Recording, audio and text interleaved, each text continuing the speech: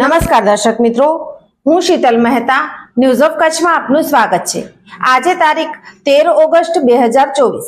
જોઈએ આજના સમાચાર। સોફ Kutch power by Opal electronics, LG best shop, Vijaynagar road Bhuj, Rambagh road Adipur. Power by KC jewellers, latest fashion ડિઝાઇનના ઓર્નામેન્ટ્સનો વિશ્વાસપાત્ર શોરૂમ, હોસ્પિટલ રોડ ભુજ।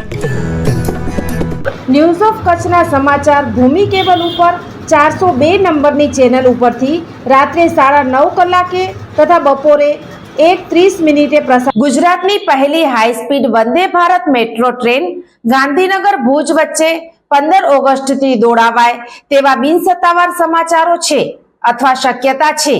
જુઓ શું છે સગવડતા આ ટ્રેનમાં। ગુજરાતની પહેલી હાઈ સ્પીડ વંદે ભારત મેટ્રો ટ્રેન સાબરમતી યાર્ડમાં આવી પહોંચી છે। આગામી 15મી ઓગસ્ટથી રાજ્યના કોઈપણ 2 શહેરો વચ્ચે આ ટ્રેન દોડાવાય તેવી શક્યતા છે। આ 2 શહેરો કયા હશે તે અંગે વિવિધ અટકળો થઈ રહી છે। આ અટકળોમાં ભુજનું નામ પણ ઉમેરાયું છે। અંગ્રેજી દૈનિક ટાઈમ્સ ઓફ ઇન્ડિયાના તાજા અહેવાલ મુજબ મેટ્રો ટ્રેન ગાંધીનગર ભુજ વચ્ચે દોડાવાય તેવી દ્રઢ શક્યતા છે। એક શક્યતા જામનગર સુરત વચ્ચે દોડાવાય તેવી પણ છે। આ રૂટ પર પહેલાથી જ ઇન્ટરસિટી દોડે છે, તેથી ભુજ ગાંધીનગર રૂટ પર ટ્રેન દોડાવાય તેવી શક્યતા વધુ છે।